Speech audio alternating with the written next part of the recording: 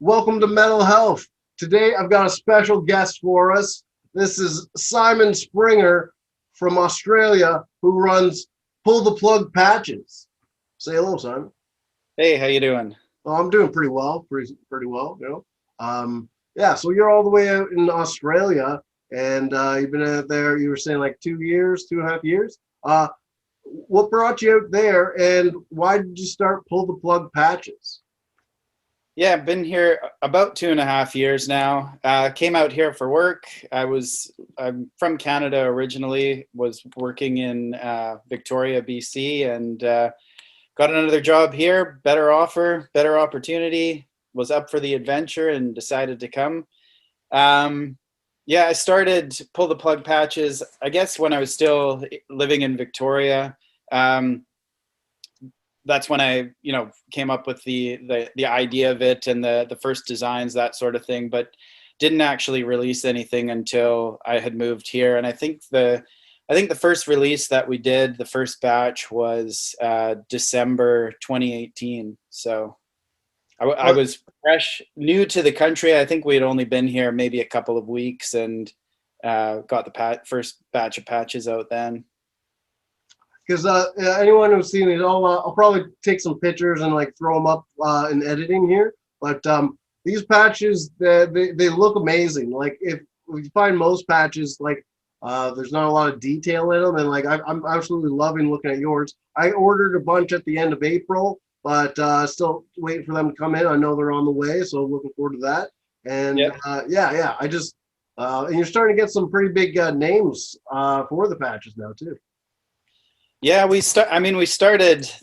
Well, the whole idea of starting this was really just to make patches for my own vest, and I'm a huge old school death metal fan, and basically, I was looking for patches for particular bands and just couldn't find them anywhere. So I just decided to make my own, and rather than, I guess the minimum number from the manufacturer was 50 copies, so that's what I did. And of course, I don't need 50 copies on my vest. I need one, sort of thing. So I just got in touch with the bands to see if they'd be cool with me putting them out, and they were. And I thought, I'll send you some copies and maybe sell a few to make my money back. And that's really the way it started, is just as a hobby of filling out my own vest. And it kind of grew from there. It got to a point where a lot of bands were asking us to do patches for them. So that was pretty cool. And then we started to go after some of the bigger bands like Slayer and Maiden. I just kind of threw some feelers out there to see if they might be interested, and they were. And snowballed from there. Metallica, of all bands, actually asked us. Oh Uh, wow, wow. yes, it I wasn't usually like don't Lars. talk about that band here for What's obvious that? reasons. But I don't usually talk about that band for obvious reasons. But like that's something to talk about right there. Yeah. So it wasn't like Metallica asking you. Yeah, it wasn't Lars or James sending us an email, but their official merch company had, the guy that runs that. He's a death metal fan, and he was paying attention to what we were doing, and he saw that we were doing Maiden and Slayer, and just got in touch and asked if we wanted to do Metallica. And it's like, yeah, of course. That's not something we can turn down, right? Yeah, what did that happen like this year? Because those patches were just released. Like Yeah. from recording this, like what, yesterday or so? Yeah. Yeah. It's like 2 or 3 days ago that we put out the first few Metallica patches. We got tons of new stuff from them coming out over the next 2 years, I guess. But yeah, we signed that deal with them maybe, I don't know, 4 months ago, 5 months ago. It all takes a bit of time, like from hammering out a deal to actually getting the designs and getting them approved and that sort of thing. It's all a bit of a process. So lots of things happen behind the scenes, but we're super happy that they're out now. And that, yeah, the response has been really good.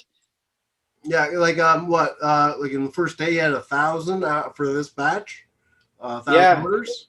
Yeah, which is, I mean, I remember back to the very first batch that we did. I think I got something like 30 orders, and that was like, wow, like, I can't believe people are into this. And now, yeah, this batch, it was within the first 24 hours, 1,000 orders had come in. So it's kind of, yeah, it's taken on a life of its own, I guess. That's great for it to snowball like that from just like 30, and then getting 1,000 the first day. That's pretty awesome. Like, Yeah. the patches caught my eye when I did an interview with Stefano from Italy, who's in Aborted and Divinity, Hideous Divinity. And when I was looking up some of their stuff, I saw your patch for Hideous Divinity, and then I just kept on going through your patches. And I'm currently patching a it's like a trench coat, but like it's a wool trench coat. It's a lot of fun. I've put like over $350 worth of patches on it, like 20 hours of sewing myself, and I got the coat for like $40 at like a thrift store. So it's just like I've made the coat worth a lot more than what I got it for. That's for sure. Yeah, nice. Yeah. Because it's a trench coat, I fit 7 back patches on it. Wow. Nice. I want to see it when it's all done. Well, like, will it ever be done though? Yeah. How about after I get all your patches? I ordered like 7 from Pull the Plug patches. So after I get those on there, because I'll send you some pictures. But yeah. Nice.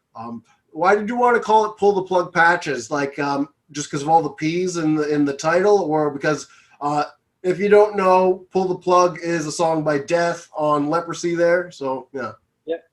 Yeah, I mean, a couple of reasons. I wanted I wanted an alliteration. I thought that would be cool if it was something PP, patches at the end, and Pull the Plug obviously works. But, Death is pretty much my favorite band of all time. And Leprosy in particular, that was the first death metal album I ever bought. I think I was 12 years old. And it just, I was buying like Testament and Megadeth and Slayer and Maiden and that sort of stuff. And, way back then, there wasn't a lot of way to get information about death. I didn't even know what death metal was, but I saw that album on the store shelves. I still remember it. And it just stood out to me because it's like, what's this creepy, weird looking dude on a pink album cover? Like, what's that all about? So I bought it and brought it home and put it on. And like the first time I listened to it, Chuck's vocals just scared the shit out of me, right? It was like, this is way too over the top. But it just something about it, I kept going back to it and then just totally fell in love with it. And then my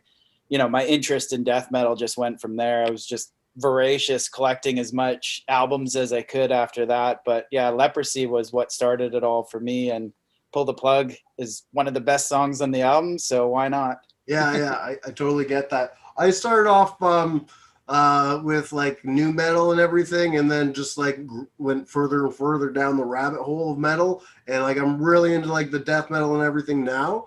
But there was a time when like this was like 2003 maybe, where I listened to death and I was like, oh, I don't like it, but I'll put on Slipknot instead.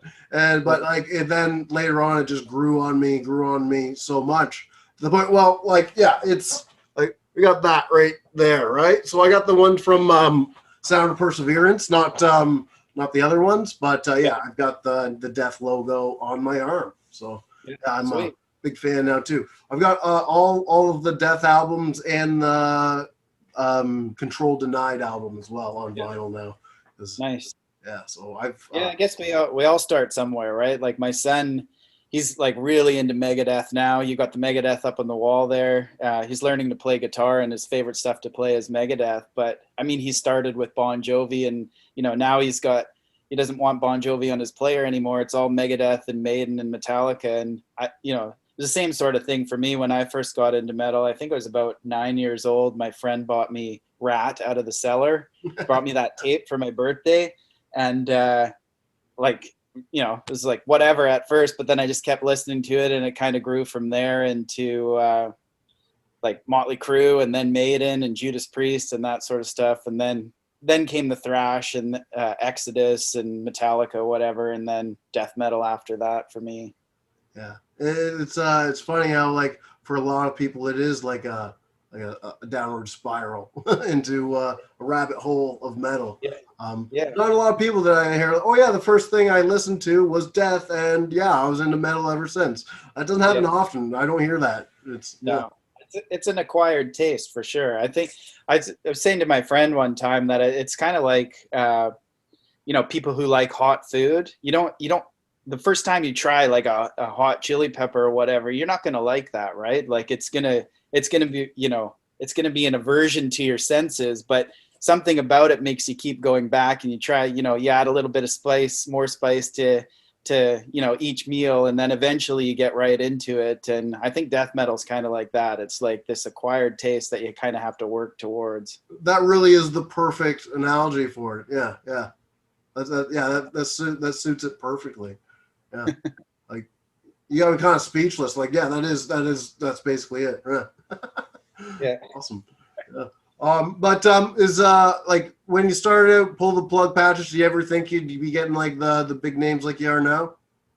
No, I mean, I had no aspiration to turn this into anything more than just a little hobby to, again, fill out my own vest. And yeah, I mean, I've just been working with good people. I mean, the manufacturer is great. The designers that I work with are awesome. The guy that does all my videos for me, he's amazing. So it's like I've surrounded myself with these really talented people who have the same kind of passion that I do for putting this stuff out there. And, fortunately, I guess the old saying, if you build it, they will come. And that's kind of what's happened, right? As people have, really, really got on board with what we're doing. I remember when we were first doing it, because our patches are so different and unique.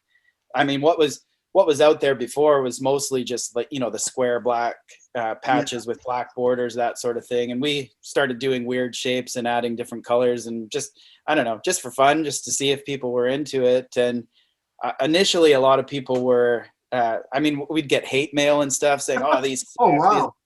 these are so stupid, whatever. But now it seems like if I make a patch with a black border, that's the one that doesn't sell very well, right? It's the colored borders that people are into now. So yeah, I don't know. People have gotten into it, and it's been super surprising. I mean, to be able to work with a band like Slayer or Megadeth, or who just signed a deal with Judas Priest. I mean, this was never on the radar of something that was even possible for me when we first started out. But yeah, I mean, it's happened, so it's pretty amazing. Yeah. As far as like the borderlines with the colors, I haven't ordered it's a new one and I haven't ordered it yet, but the suffocation one with that bright blue, that matches the album and everything too. It's just beautiful. Like I can really understand why people are picking those ones up. Yeah, I'll send you one of those. Or what? No. Yeah, I'll send you one. We'll talk. Maybe throw that one in for free, and I'll order a bunch more because I was going to do that anyways. Because like with the trench coat, I've got lots of room still. So yeah. Sweet. Yeah. Yeah. So when like, do you play any instruments yourself, or is you just like metal?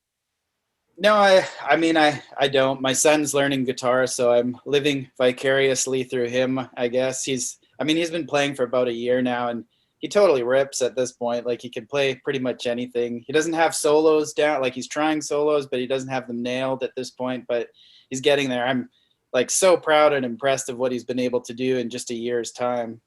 But yeah, I guess when I was really young, I started playing guitar, but my parents, they wanted me to learn on an acoustic, and I wanted to rock, right? I wanted an electric guitar, and I think I was about 9 years old, and they said, no, you got to wait till you're 12. I don't know why that was the magic number, but you got to wait till you're 12 and then we'll buy an electric guitar. And I just lost interest because, I wasn't able to play the stuff that I wanted to play. Right. And for my son, we've just taken the opposite approach. It's like, whatever you're into, go for it. And yeah, he's thriving with it. So it's cool. That's a lot of fun to see. Yeah. What are the concerts like in Australia? Like, I've heard some stories, but yeah, Yeah, I mean, it's been a while since I've been to one because of COVID. I guess there's been some local shows recently, like really, local bands, small shows sort of thing, but I haven't been able to make it out. But the last band I saw was Obituary in Sydney, and I think that was February 2020. But yeah, it was an awesome show. I mean, Obituary, I've seen them a few times, and one of my favorite bands, and amazing to see. And yeah, the crowd was really good that night, so pretty awesome. Through Newcastle, we don't we don't get a lot of bands through here because it's still a relatively large city. It's about, the surrounding area, about 600,000 people, I guess. But Wow. because we're only an hour and a half north of Sydney, most people, most touring bands would just go there. They don't think about Newcastle because it's so close, right? Yeah. And it's easy enough for us to get down to shows in Sydney, but some bands come through Newcastle, like we had Necrot, I think towards the end of 2019, they came through, which was good. I Hate God, they came through, awesome show. I mean, really small venue too, and maybe less than 100 people there. And for me, I Hate God, again, one of my favorite bands. I've been into them since early 1990s kind of thing, and had never had a chance to see them live. So pretty amazing to see them in a tiny club with not many people. Yeah. You always gotta love those smaller, intimate shows, right? Yeah. So much better. But yeah. So do you plan on making pull the plug patches any bigger, or you're just gonna keep what you got right now, and just because you're getting the big names already, and you're just gonna yeah. I mean, we'll see what it does. I don't know. It's like, I've got a full-time job. This is a part-time thing for me, kind of thing. And my wife Marnie, she's the the backbone behind the operation. Really, she does all the mailing and that sort of thing, and handles a lot of the business end of things. So right now we're basically at the capacity that we can handle between the two of us. And if it gets any bigger, I don't know. Maybe I'll have to quit my job or something. Oh, that'd be amazing. Yeah, quitting the job which got you to Australia to make batches. Very cool. Yeah. Very cool. I'm actually I need to find. I'm moving to Ottawa soon, and once I get there, I'm gonna get a friend who has a metal patch jacket, and we're gonna do a sketch. The sketch is gonna be called like Metal Health Metal Patches or something like that. And it'll be about me having a business where I sew the patches on for you. But when I give the jacket back, he's going to try it on and oh, thanks, it looks amazing. And then I'm going to give him his certificate of poserdom for having someone else sew the patches on for you. Give him a 5-Finger Death Punch CD. And remember, always promote Metallica. Nice. Yeah, a lot of people, I mean, it's kind of a thing, right? That most people who make battle vests, they want to do it themselves, right? Yeah, exactly. Yeah, like even, learning to sew, it wasn't easy for me, and it kills your fingers and whatever if you're doing it by hand. But it's like the actual, the blood, sweat, and tears that go into making your own vest. There's no beating that. Yeah. The feeling when you get to a point where, okay, this is almost finished or whatever, it's pretty rewarding experience. Yeah, I've as I said, I put 20 hours into my coat already. It's like a lot is done because they're big patches. Like as I said, I use 7 back patches. But all for all the little ones, you have to learn how to sew. I actually got a friend who works in on TV shows and stuff as in costumes to show me how to sew. So I at least had help right there. But other than that, I've been doing it all myself. And you feel pride when you get finished a patch. It's like, yeah, one of my bands is on there now. So. And it's a bit therapeutic too for me. The repetition of sewing, it's almost like a meditative process because you're so hyper focused on what you're doing. You're like right in that moment. And yeah, for me, it's like it's meditation basically. Yeah, that's cool. And it's also, if you're doing it, you can throw on a record of the band that you're putting on too. So that's always fun too. Yeah. Right. Is there anything else you want to talk about? Is there anything, we'll just throw it out there. Is there anything mental health you want to talk about? Because it is mental health, and I'm a schizophrenic recovering drug addict. So, yeah. Yeah. Well, I mean, I think it's just, that the stigma around mental health has to end. I think,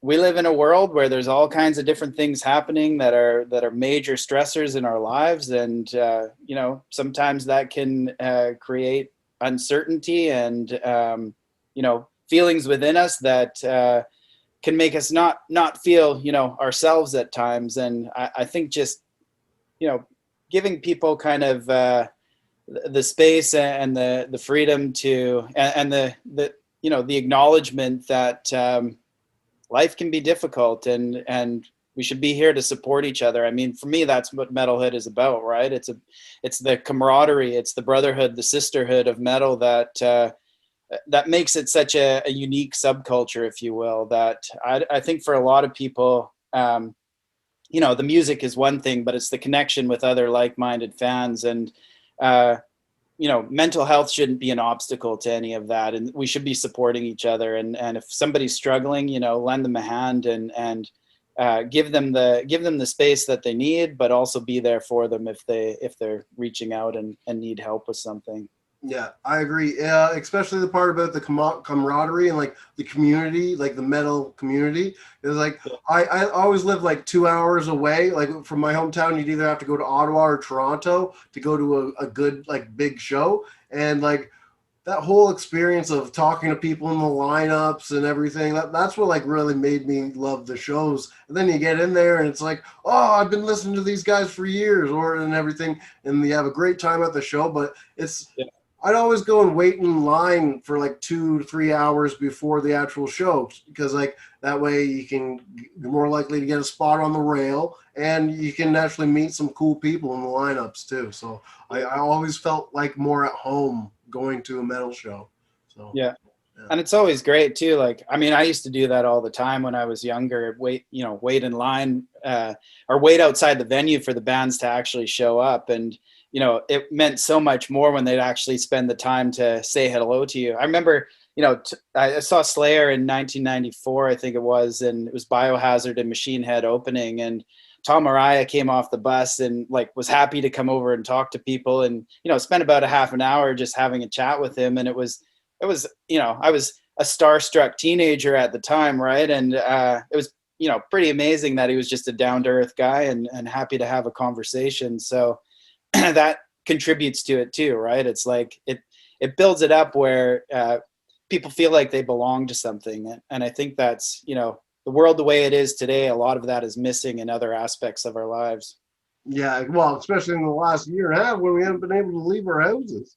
But Exactly. like for me, the only story I've kind of have like that was I went to go see Devil Driver. They were opening for, I think it was Demi Bouguer or something like that.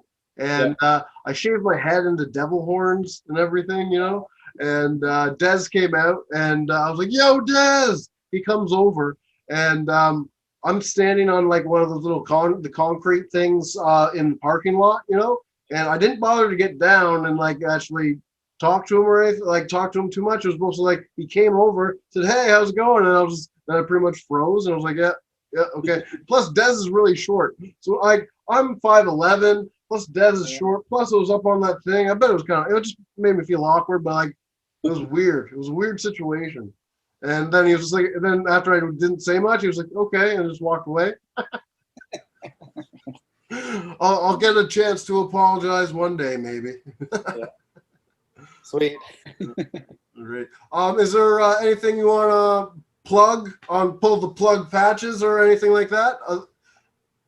Yeah, I mean, I guess we've got Devil Driver patches coming next month. Oh, yeah, okay, yeah, done. Yeah, I mean, it's a bit of a step outside of what we have usually done in the past, but I mean, we're trying to branch out a little bit and bring in some different bands. Our bread and butter, I suppose, will always be death metal, and we're committed to the scene, that underground scene, and continuing to support those sorts of bands. But yeah, it's nice to bring in some other stuff as well. Aborted, you mentioned them earlier. We've got them not next month, but we just signed a deal with them, so we'll have some patches from them coming soon as well. Great.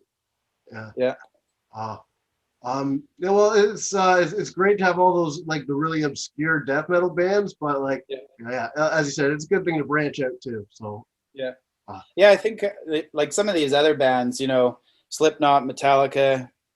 I get, when we first announced the Metallica patches, there were some people who are saying, "Oh, you guys have sold out, whatever," and that's just not the way that I look at it. It's like, who among us who's been a metal fan for many years hasn't had a phase where Metallica is like number one, right? And beyond that, like bands like Slipknot and Metallica, they're kind of the conduit to listening to heavier music, right? They're like a gateway to open people up to the underground. As we said before, like nobody starts by listening to obscure underground, one-man black metal bands. That's not the starting point for anyone. We all start somewhere, and I think having, you know, a band like Metallica in our roster, it's you know, opening it up to new fans. And what they'll do is they'll go on our page and maybe they'll see some of the other patches that we're making and, oh, that looks cool, and actually check out the band. So on our page, we've tried to make it a space where people can discover new music as well. It's not just about the patches, right? Like I try to